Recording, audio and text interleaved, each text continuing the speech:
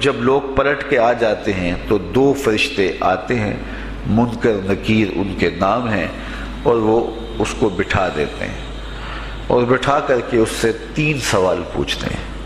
پہلا سوال یہ ہوتا ہے من ربک، تیرا رب کون ہے؟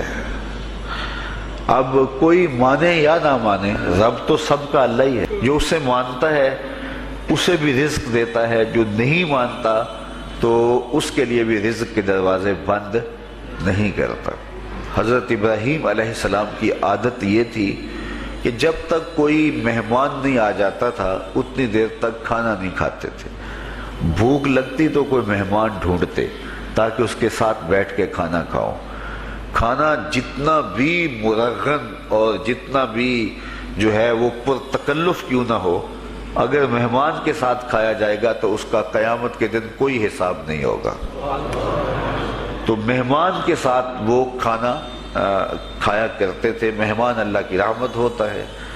اچھا، وہ ایک دن مہمان ڈھونڈنے نکلے تو ایک بوڑھا شخص ملا تو اسے اپنے ساتھ گھر میں لے آئے، بٹھایا دسترخوان پہ۔ جب کھانے کا وقت آیا تو کہا کہ اللہ کے نام سے شروع کرو۔ اس نے کہا میں تو اللہ کا نام نہیں لوں گا، میں تو بتوں کا پجاری ہوں، بتوں کو پوجنے والا ہوں۔ حضرت ابراہیم علیہ السلام نے کہا کہ تیرے ساتھ میرا تعلق کوئی کاروباری، کوئی ذاتی، کوئی اور تو ہے نہیں، میں رب کے لیے ہی تو تجھے کھلا رہا ہوں، اور اگر تو رب کا نام ہی نہیں لے گا تو پھر میرا تیرا رشتہ کیا باقی بچتا ہے؟ اس نے کہا میں چند لقموں کے لیے اپنے بتوں سے بے وفائی نہیں کر سکتا۔ وہ غالب نے کہا تھا نا کہ وفاداری بشرط استواری اصل ایمان ہے، مرے بت خانے میں تو کعبے میں گاڑو برہمن کو۔ اس نے اپنے انداز میں ایک بات کی تھی کہ وفاداری بڑی چیز ہوتی ہے، تو اس نے بتوں سے وفاداری کا بھرم رکھا۔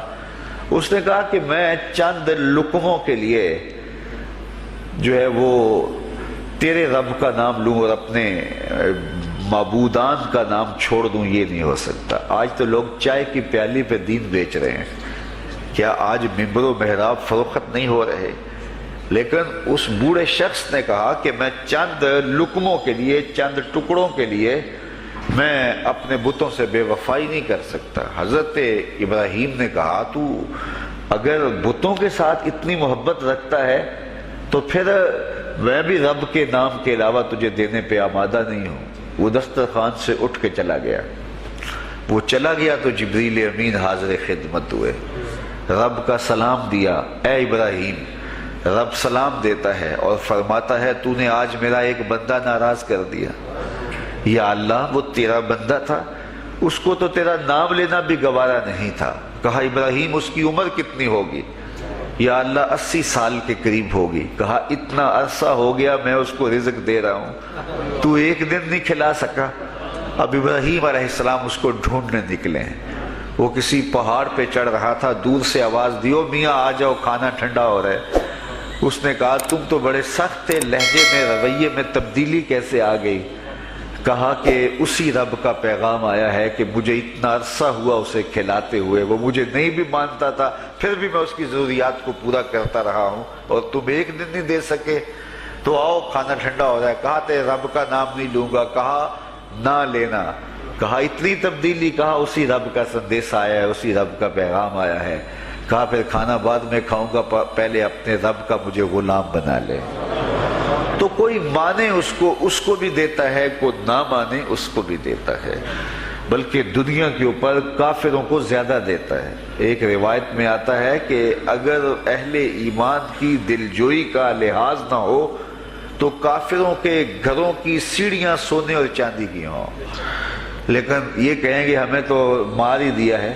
اور اقبال نے کہا تھا نا کہ کافر کو دیے حور و قصور اور مومن کے لیے فقط وعدہ حور۔ تو اس لیے ان کی دلجوئی ہے، ورنہ کافروں کو اتنا دور، چونکہ ان کا حصہ آخرت میں نہیں ہے، ان کا حصہ صرف دنیا ہے۔ دنیا پہ عیش کریں، دنیا پہ عیش و عشرت کی زندگی گزارے، دنیا ہی دنیا، آخرت میں ان کا کوئی حصہ نہیں۔ اور مومن کا آخرت میں حصہ ہے، اور دنیا کے اوپر جو تکلیفیں آتی ہیں ان تکلیفوں کا بدلہ اس کو قیامت کے دن دیا جائے گا۔ بلکہ صحیح حدیث میں آتا ہے کہ جب اہل بلا کو ان پر آنے والی مصیبتوں کا صلہ دیا جائے گا تو لوگ آرزو کریں گے کاش ہمارے بدن کو لوہے کی کینچیوں سے کاٹ دیا ہوتا اور دنیا کے اوپر ہمیں بھی تکلیفیں، اذیتیں، آلام و مصائب آئے ہوتے۔ تو مومن جب اللہ کی طرف سے آنے والی کسی تکلیف کو خندہ پیشانی کے ساتھ قبول کرتا ہے اور اس پہ راضی رہتا ہے اور صبر کا دامن ہاتھ سے نہیں چھوڑتا، واویلا نہیں بچاتا، جزا فضا نہیں کرتا، تو اللہ تعالیٰ نے اس کے لیے اجر رکھا ہے۔ بلکہ رسول کریم نے ارشاد فرمایا مومن کے پاؤں میں جو کانٹا چبھے تو اللہ اس کا بھی مومن کو قیامت کے دن اجر عطا فرمائے۔ تو مومن کی زندگی جو ہے وہ بڑی خوبصورت زندگی ہے۔ تو دنیا کے اوپر جو اسے مانتا ہے اللہ اسے بھی عطا کرتا ہے، جو اس کا انکار کرتا ہے اللہ اسے بھی عطا کرتا ہے، اس لیے کہ اس کی شان ہے کہ وہ رب ہے اور وہ سب کا لحاظ کرتا ہے اور سب کی ضروریات کو پورا کرتا ہے۔ پھر ہر شخص کی ضروریات الگ الگ ہیں، میری ضرورت الگ ہے، آپ کی کوئی اور ضرورت ہوگی، اور سب کی ضرورت کا اس نے لحاظ رکھا ہوا ہے۔ پھر بہائم کی، چوپایوں کی، حشرات الارض کی، پرندوں کی مختلف ضروریات ہیں۔ اڑنے والوں پرندوں کی ضروریات الگ ہے، پانی کے جانوروں کی ضروریات الگ ہیں، اس طرح حشرات الارض کی ضروریات الگ ہیں اور درندوں کی ضروریات الگ ہیں۔ یہاں تو ہم ایک آدھ کلو گوشت ہو تو گھر کے سارے افراد اس سے گزارا کر لیتے ہیں، لیکن شیر کو اور چیتے کو جو ہے وہ منوں کے حساب سے روزانہ چاہیے، رب ان کو روزانہ فراہم کرتا ہے۔ یہ پنساری کے پاس جائیں، اگر آپ کو ڈاکٹر یا حکیم لکھ دے کہ یہ آپ کو خالص سچے موتی چاہیے، اس کی کوئی چیز آپ کو بنا کے دیں گے تو آپ ہزاروں لاکھوں روپے خرچ کرتے ہیں، پھر بھی بعض کا اعتماد نہیں ہوتا کہ یہ بالکل 1 نمبر ہے یا 2 نمبر۔ تو رتی ماشی اور تولوں کے اندر آپ ان کو خریدتے ہیں اور وہ بھی آپ کو گمان ہوتا ہے کہ پتہ نہیں خالص ہیں یا ناخالص، لیکن دنیا کے اوپر لاکھوں کروڑوں پرندے پائے جاتے ہیں، جانور پائے جاتے ہیں، ہنس، اور وہ کھاتا ہی سچے موتی ہے۔ صبح کو بھی، شام کو بھی، دوپہر کو بھی اللہ سب کو پیٹ بھر کے کھانے کے لیے عطا فرماتا ہے۔ تو جس کی جو ضرورت ہے وہ رب ہے، اس ضرورت کو پورا کرتا ہے۔ تو ہم اگر اللہ تعالیٰ کو رب مان لیں حقیقی معنوں کے اندر تو ہماری زندگی کی پریشانیاں، ہماری زندگی کے دکھ مٹ جاتے ہیں۔ مصیبتیں اس وقت آتی ہیں اور اس وقت پریشانی لگی رہتی ہے، دھڑکا لگا رہتا ہے کہ جب انسان جو ہے وہ سمجھتا ہے کہ میں ہی جو ہے وہ کچھ کرنے والا ہوں۔ وَمَا مِن دَابَّةٍ فِي الْأَرْضِ إِلَّا عَلَى اللَّهِ رِزْقُهَا، زمین پر چلنے والی، ریگنے والی کوئی چیز نہیں جس کا رزق اللہ کے ذمہ کرم پہ نہ ہو۔ تو جب انسان اس عقیدے کو اپنی روح میں، اپنے باطن میں اتار لیتا ہے تو پھر اس کی زندگی سوکھی ہو جاتی ہے کہ وہ میرا خالق بھی ہے اور وہ میرا رب بھی ہے، اور یہ یقین انسان کی زندگی کے اندر اعتماد، روشنیاں اور توکل بھر دیتا ہے۔ بلکہ ایک حدیث میں آیا کہ جس طرح توکل کرنے کا حق ہے اگر وہ تم ادا کرو تو اللہ تمہیں ایسے رزق عطا فرمائے جس طرح پرندوں کو عطا فرماتا ہے۔ وہ جب صبح نکلتے ہیں تو ان کے پیٹ خالی ہوتے ہیں اور انہیں پتہ نہیں ہوتا کہ کہاں سے رزق مل رہا ہے، اور جب وہ شام کو آتے ہیں تو ان کا پیٹ بھرا ہوا ہوتا ہے۔ بند توکل پنچھی اڑ دے، خرچ نہ پلے زیرہ ہو۔ سلطان بہو فرماتے ہیں کہ انہیں کوئی نہیں پتہ ہوتا کہ فلاں جگہ پہ جانا ہے، لیکن کبھی ایسا نہیں ہوا کہ وہ بھوک سے مر گئے ہوں اور انہیں کچھ ملا نہ ہو، تو وہ خالی پیٹ کبھی نہیں آتے۔ وہ اللہ تعالیٰ ان کو رزق نصیب فرماتا ہے، وہ سب کا رب ہے۔ تو اگر ہم اپنے رویے سے، اپنے عمل سے، اپنے عقیدے سے واقعی اللہ کو رب مانتے ہیں تو پھر قبر میں جب سوال ہوگا من ربو کا، تیرا رب کون ہے، تو پھر کبھی بھی جواب دیتے جھجک محسوس نہیں ہوگی۔ بندہ عرض کرے گا رب اللہ، میرا رب اللہ ہے اور میں اسی کو اپنا رب مانتا ہوں، میری ضروریات کی کفالت بھی اسی کے ذمہ کرم پہ، اور میرا تیقن، میرا یقین کہ وہ میرا رب ہے۔ یہ پہلا سوال ہوگا۔ دوسرا سوال قبر میں ہوگا اور وہ یہ ہوگا کہ ما دینوں کا، تیرا دین کون سا ہے۔ مختلف ادیان دنیا کے اوپر موجود ہیں، لیکن اسلام کے بعد اب کسی اور دین کو قبول نہیں کیا جائے گا۔ ارشاد فرمایا کہ اللہ تعالیٰ اسلام کے علاوہ کسی اور دین کو قبول نہیں کرے گا۔ تو یہ اگر میں اپنے عمل سے، اپنے رویے سے، اپنے طرز زندگی سے، اپنے انداز معاشرت سے اسلام کو اپنے اوپر غالب کر لیا تو پھر قبر میں جواب دیتے ہوئے کوئی جھجک محسوس نہیں ہوگی۔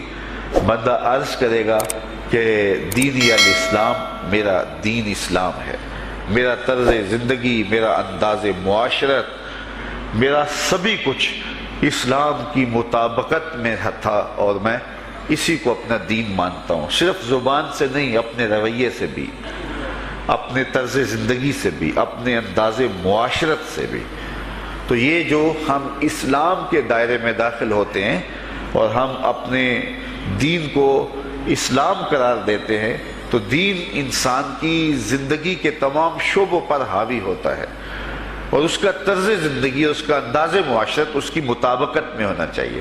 تو قبر میں یہ سوال پوچھا جائے گا کہ تیرا دین کیا ہے، باوجود کہ اللہ تعالیٰ جل شانہ کو پتہ ہے کہ اس کا دین کیا تھا، اللہ کو پتہ ہے کہ یہ کس کو رب مانتا تھا، لیکن قبر میں یہ سارا سلسلہ ہوگا اور صحیح احادیث کے اندر ان سوالوں کا تذکر آیا ہے کہ یہ سوال پوچھے جائیں گے کہ تیرا دین کیا ہے۔ اب اس نے اگر اپنا طرز زندگی، اپنا انداز معاشرت اسلام کی مطابقت میں رکھا ہوگا اور دین کو اس نے دین سمجھا ہوگا، اسلام کو ہی اپنا دین، عملاً، رویتاً، ہر خوشی غمی کے موقع پہ اس نے اسلام کو ہی ترجیح دی ہوگی، تو پھر اس کو کوئی جھجک نہیں ہوگی جواب دیتے ہوئے کہ میرا دین اسلام ہے، میرے شب و روز، میری زندگی کے نشیب و فراز، میری زندگی کی کا ہر گوشہ جو ہے وہ اسلام کی مطابقت میں گزرتا تھا۔ تو پھر وہ سیدھا سیدھا جواب دے گا دینی الاسلام۔ اس لیے ہمیں اس سوال کی تیاری بھی کرنی چاہیے کہ ہماری نجی زندگی ہو یا ہماری اجتماعی زندگی ہو، ہماری گھریلو زندگی ہو یا ہماری معاشرتی زندگی ہو، ہماری ذاتی زندگی ہو یا ہماری سیاسی زندگی ہو، ہماری جس طرح کی بھی زندگی کے جو بھی شعبہ جات ہیں، سب میں ہم دین کو غالب کریں۔ ہم صرف مسلح کے مسلمان نہ بنیں کہ 5 نمازیں پڑھ لیں اور ہم کہتے ہیں ہم مسلمان ہیں، روزے رکھ لیے، تراویح پڑھ لی اور ہم نے جو ہے وہ زکوٰۃ دے دی اور حج کر لیا، تو اس سے ہم مطمئن ہو گئے کہ ہم مسلمان ہیں۔ اسلام ایک مکمل اور اکمل اور کامل ضابطہ حیات ہے، اپنے ماننے والوں کو زندگی گزارنے کا پورا اسلوب اور مکمل کامل رہنمائی دیتا ہے۔ ہم نے ہمسایوں کے ساتھ سلوک کیسے کرنا ہے یہ ہمیں اسلام بتاتا ہے، ہم نے بیوی کے ساتھ سلوک کیا کرنا ہے یہ ہمیں اسلام بتاتا ہے، اولاد کی تربیت کیسے کرنی ہے اسلام کی واضح تعلیمات ہے، ہم نے سفر کرنا ہے تو انداز سفر کیا ہونا چاہیے اسلام نے ہمیں بتایا، کاروبار کرنا ہے تو ہم جو ہے وہ کیا کاروبار کو مارکیٹ سے سیکھیں گے یا اللہ اس کے رسول سے سیکھیں گے، تو ہمیں اللہ اس کے رسول نے واضح دو ٹوک اور سیدھے سیدھے احکام دیے ہیں کہ تم جب کاروبار کرو تو تم جو ہے وہ اس انداز کے ساتھ کاروبار کرو، کم نہیں تولنا، کم نہیں ناپنا، جھوٹی قسم نہیں کھانی، سود نہیں لینا، تو یہ ساری چیزیں ملاوٹ نہیں کرنا، ایک ایک چیز جو ہے وہ اسلام نے ہمیں فراہم کی ہوئی ہے۔ تو پورا دین جو ہے جب ہم اختیار کریں گے، ہمارے رویے، ہمارا طرز زندگی، ہمارا انداز معاشرت جب دین اسلام کے مطابق ہوگا تو قبر میں اس سوال کا جواب دینا ہمارے لیے کوئی مشکل نہیں ہوگا۔ اور اگر ہمارا طرز زندگی کچھ اور طرح کا ہوگا تو کیا صرف یہ کہہ دے کہ ہم مسلمان ہیں؟ یہ تو پھر ایک کافر بھی کہہ سکتا ہے کہ میرا دین اسلام ہے، ایک منافق بھی کہہ سکتا ہے کہ میرا دین اسلام ہے، لیکن ایسا نہیں ہوگا۔ جو ہماری کیفیت قلب ہوگی قبر میں اس کا جواب اس کی مطابقت میں آئے گا، وہاں یہ دنیا کے معاملے یا دنیا کی یادداشتیں نہیں ہوگی، وہاں کیفیت قلب کے مطابق جواب دیا جائے گا۔ یہ کافر جواب نہیں دے سکے گا کہ میرا رب اللہ ہے، کیونکہ وہ عمل سے، رویے سے اس کو اپنا رب نہیں مانتا ہے، تو حقیقتاً تو اس کا رب اللہ ہے لیکن وہ یہ جواب نہیں دے پائے گا۔ اسی طرح جو شخص اپنے طرز زندگی کے اندر اسلام کو داخل نہیں کر چکا ہے اور اسلام کو اس نے اپنا ہادی رہنما نہیں بنایا ہے تو وہ قبر میں اس سوال کا جواب کیسے دے سکے گا کہ میرا دین اسلام ہے، چونکہ اس کا رویہ، اس کا طرز زندگی اور اس کا انداز معاشرت ایسا نہیں رہا ہوگا۔ اس لیے ہمیں اپنی زندگی کے شب و روز کو اسلامی تعلیمات کے سانچے میں مکمل اور کامل طور پر ڈھالنا ہوگا تاکہ جب قبر میں سوال ہو تو ہم جواب دے سکیں کہ ہمارا دین اسلام ہے۔ تیسرا سوال جس پہ فیصلہ ہو جائے گا، اور اس کے بعد قبر میں یا جنت کا دروازہ کھول دیا جائے گا یا جہنم کی کھڑکی کھول دی جائے گی۔ وہ سوال تیسرا کیا ہوگا؟ اور وہ سوال بھی عقیدے کا ہے، بلکہ بخاری شریف کی ایک روایت کے مطابق 3 سوال نہیں ہوں گے، ایک ہی سوال ہوگا، اور وہ یہ تیسرا سوال ہوگا۔ فرشتے پھر پوچھیں گے، حضور علیہ الصلوۃ والسلام کے روضہ دور سے اور قبر کے درمیان سے پردے ہٹا دیے جائیں گے، اور رسول کریم صلی اللہ علیہ وسلم سامنے ہوں گے، اور فرشتہ حضور کی طرف اشارہ کر کے کہے گا، ما کنت تقول فی ھذا الرجل، ان کے بارے میں زندگی میں کیا کہا کرتا تھا۔ یہاں یہ نہیں ہے کہ تو نے کیا کہا تھا یا اب کیا کہتا ہے۔ جب مضارع کے اوپر کانا یا جو ہے وہ کانا کے مشتقات داخل ہوں تو پھر وہ ماضی استمراری کا جو ہے وہ معنی دیتا ہے۔ تو ما کنت تقول کا معنی یہ ہے کہ تو کیا کہا کرتا تھا، تیرا لہجہ کیا تھا، تیری زبان کیا تھی، ان کے بارے میں تیری رائے کیا تھی، تو کیا بولا کرتا تھا، کیا کہا کرتا تھا۔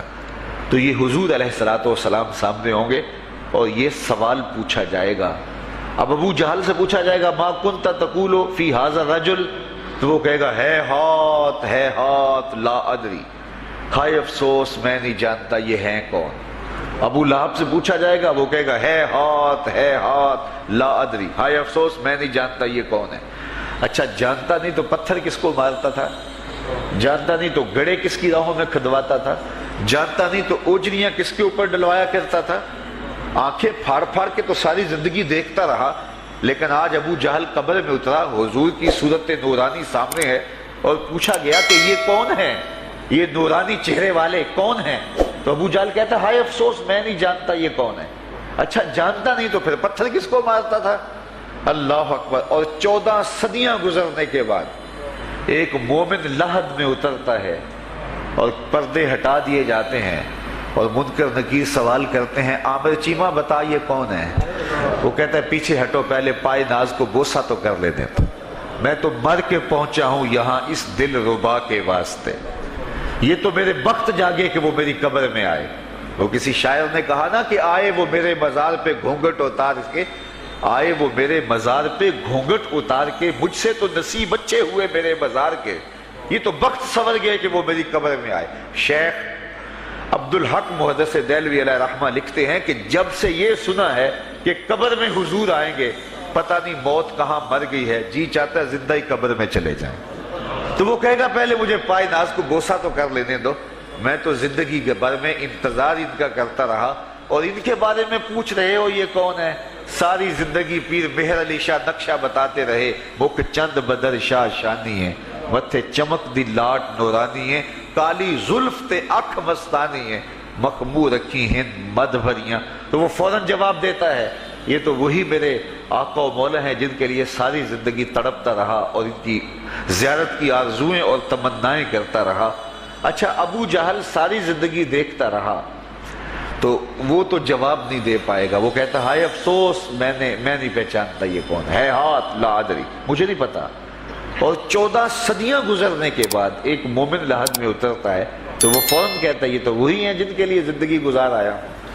تو جس نے دیکھا تھا وہ پہچان نہیں سکتا، اور صدیوں بعد جو دنیا کے اوپر آیا وہ فوراً پہچان بھی رہا ہے اور پائے ناز کو بوسے بھی کر رہا ہے۔ تو پھر اس کا کیا جواب ہوگا؟ تو اس کا جواب علامہ اقبال علیہ رحمہ نے دیا۔ وہ کہتے ہیں قبر میں یہ جو آنکھیں ہیں ان میں تو مٹی پڑی ہوگی، یہ تو بند ہوگی، دل کی آنکھیں کھلی ہوں گی۔ ابو جہل نے ان آنکھوں سے دیکھا تھا، یہ آنکھیں تو اب کھلی نہیں ہیں، تو ان سے وہ کیسے پہچانے گا؟ اور دل کی آنکھوں نے حضور کو دیکھا ہی نہیں تھا۔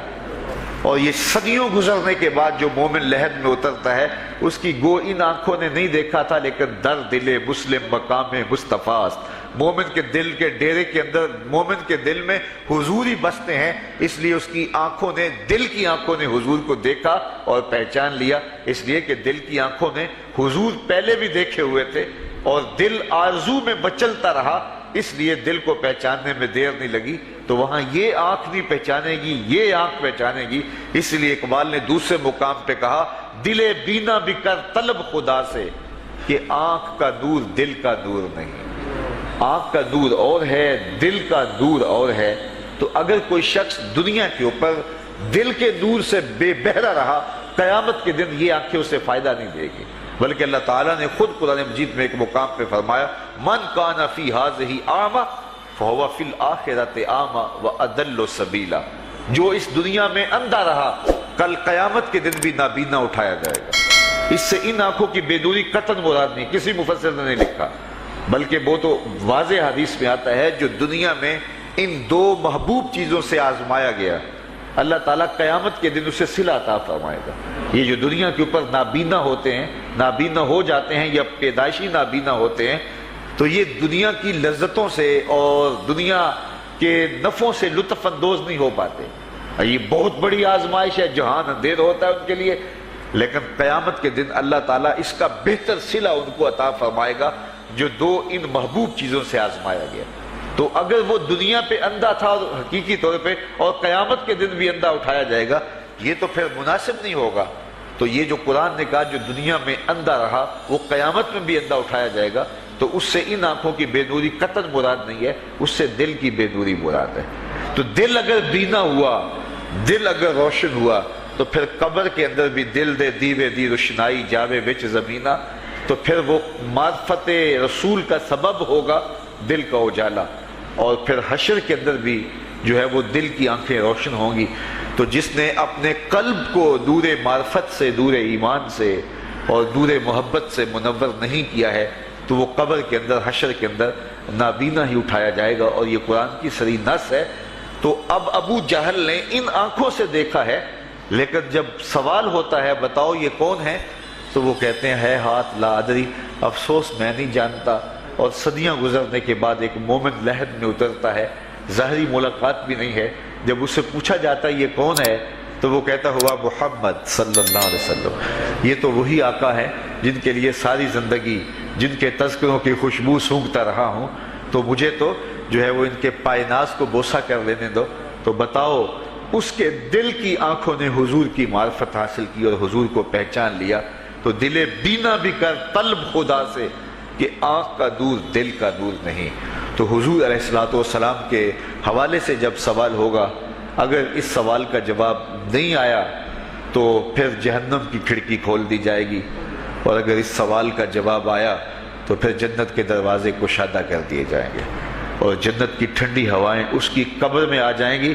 بلکہ حدیث میں آتا اسے کہا جائے گا کہ نم کنومت العروس، ایسے سو جا جس طرح دلہن سوتی ہے۔ اور وہاں سے لے کر کے حشر تک کا سفر جو ہے اس کے لیے بہت لمبا سفر نہیں ہوگا، وہ ایسے ہوگا کہ جو ہے وہ ایک خوبرو کے گلے سے ہار گرے گا اور وہ موتی ٹوٹ کے گر جائیں گے، اور وہ اس کو چننے میں مصروف ہو جائے گا۔ ابھی سارے موتی چن نہیں پائے گا کہ قیامت آ جائے گی۔ یہ مومن کے لیے اللہ نے آسانی رکھی، 50,000 سال کا دن ہوگا یوم محشر، لیکن جو مومن ہوگا اس کے لیے حشر کا اتنا بڑا دن ایسے ہوگا جتنا عصر کا وقت ہوتا ہے، تو اتنے تھوڑے وقت میں اس کے لیے گزر جائے گا۔ تو یہ 3 سوال قبر میں پوچھے جانے ہیں، ہر شخص سے پوچھے جانے ہیں، مومن سے بھی پوچھے جانے ہیں اور کافر سے بھی اور منافق سے بھی۔ مائے نیم کنوں آکھاں درد بچھوڑ دا حال نی، مائے نیم کنوں آکھاں درد بچھوڑ دا حال نی، مائے